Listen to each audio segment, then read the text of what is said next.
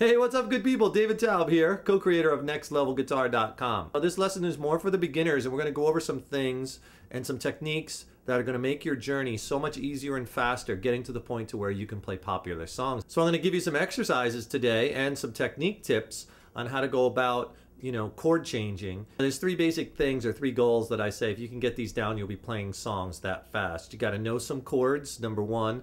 Number two is you got to be able to strum and in time. And number three is changing chords. If you could do those three things, you are going to be playing songs. And also we're going to run a little contest. Recently we gave away a guitar, and in this video we're going to give away our epic guitar lesson vault. We have a promotion that we're starting this week where we're going to be offering up just about all of our guitar DVDs, something like 68 DVDs. Plus a lifetime site membership in one package. So 34 song DVDs, 34 instructional DVDs. We're talking 68 DVDs. That's like over almost 130 hours of lessons, plus a lifetime site membership in this one package. It's an amazing package. If you want to read or hear more about the package, I'll put a link on it. Click on that link below. We're going to give one away in this contest. So you get a lesson and a contest. So if you want to enter it, what I'll do is I'll just pick a random winner. So just put a comment in the YouTube box below this video. Anything. Only one entry per person. And in about a week and a half, I'll pick one lucky winner. One winner. And then we're going to mail them that complete guitar vault, 64 DVDs, and a lifetime site membership for free, because we like giving stuff away. We appreciate your continued support, and we want to say thank you. We're going to take a lesson today where we're going to just use a few basic chords, and we're going to give you training and practice on how to go about good chord changing techniques. Here are the chords we're going to use in these practice examples. E minor 7th. C add 9, G major, D sus 4. It's kind of like a D chord where you add your pinky to the high E string at the 3rd fret. We'll use an E major chord, A minor,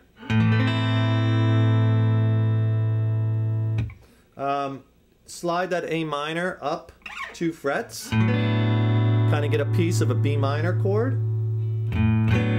Okay, so a couple of quick beginner tips on chord changing technique. Notice, for instance, when I finger this E minor 7th chord, I'm on my fingertips. So important for you not to get lazy. We tend to want to flatten our hand out like this. You don't want to be flat. You want to be on your fingertips, no matter what chord. Notice it's like a tunnel here you can get under. You don't want to be flat like this on the fingertips. Very important. You want to try to move all your fingers, or as many as you're moving at a given chord, at the same time.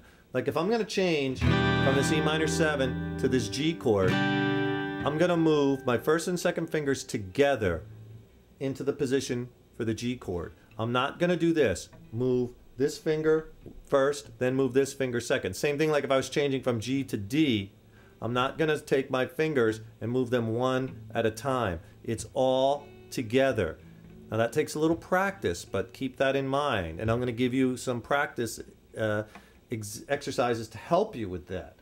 The other thing is, when you're changing chords, you never want to do this. Like let's say I'm just changing from E minor to D major.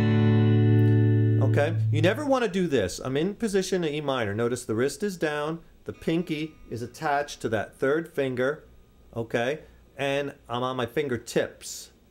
All right, there's a good shot of that. There's that tunnel we talked about. Not flat like this, where your hand's going to be hitting other strings, fingertips. Like if I'm changing E minor to D, the worst thing that you could do when you're first practicing your changes is this: come apart.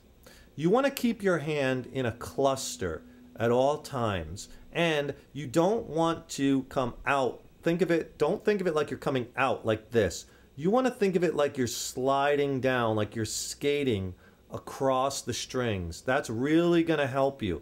A lot of times students will do this when they change chords.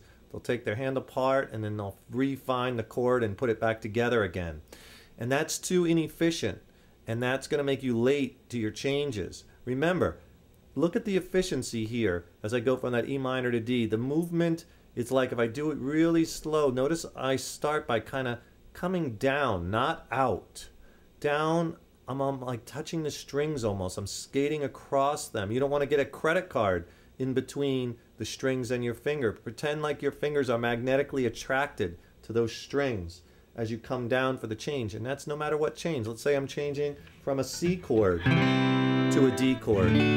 Again, look how my hand stays in that same cluster. Look how my fingers all move at the same time as I skate them along the strings. And a lot of that is muscle memory, and you'll get it, right? If you notice as I go through these changes, it's the same technique employed over and over again. Look how my pinky is always attached to that third finger. That'll come in really handy later. So let's take a practice exercise to help you keeping your fingers down on the fretboard and also practicing moving them together all at the same time. So let's take E minor 7 and we're going to change to C add 9. You only have to move your first and second fingers. Actually, for all four of these chords, the third and fourth finger are going to stay right where they're at. We're going to go E minor 7, C add 9, G, D sus 4. Notice for all those changes, third and fourth fingers do not move. They are stuck to the high E and the B strings, right? So for E minor 7 to C add 9, just move that first and second finger together. Look how I can move them together to get to that third fret on the A string and that second fret on the D string. So practice that one back and forth. Very economical motion. That's what this exercise is all about. Then from C add 9 to G, you just move these two fingers up one string each. See, this is training you to keep your fingers down against the strings, and we're gliding across. We're not doing this coming way out of the cluster. We're not going out this way, not out toward the front. It's a sliding across. Think of the guitar more laterally making changes, not out this way. E minor 7th, C add 9, G, and then G to D sus 4. Again, we move that first and second finger together. So for the strum pattern, let's just, to make it sound musical, to make it sound motivating, let's just do it down, down, down. Just 3 downstrokes. Down, rest, and then 2 downs together.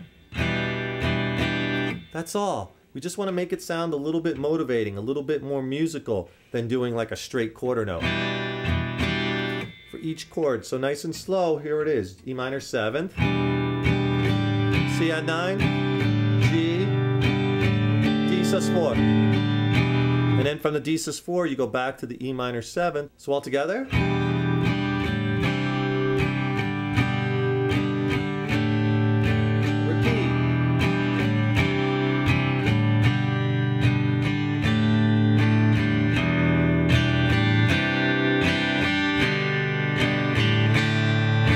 Let's try another exercise. Let's just switch up the order of the chords. This time, let's do E minor 7 to G, to D sus 4, to C add 9. You're getting your fingers used to different combinations, different chord changes. Same strum pattern. That'll sound like this.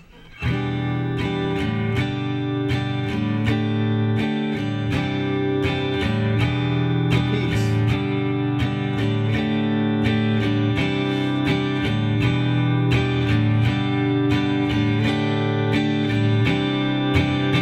Right? And when you get that down, and you get better at your strum patterns, you could do it with like an 8th note strum pattern. Switch them up again. Let's do C add 9, G, E minor 7th, D sus 4. That one will sound like this.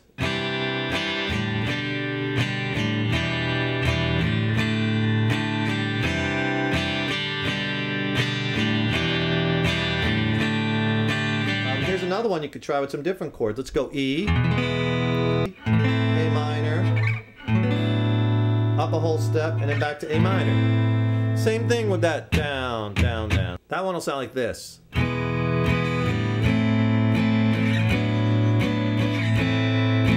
Repeat.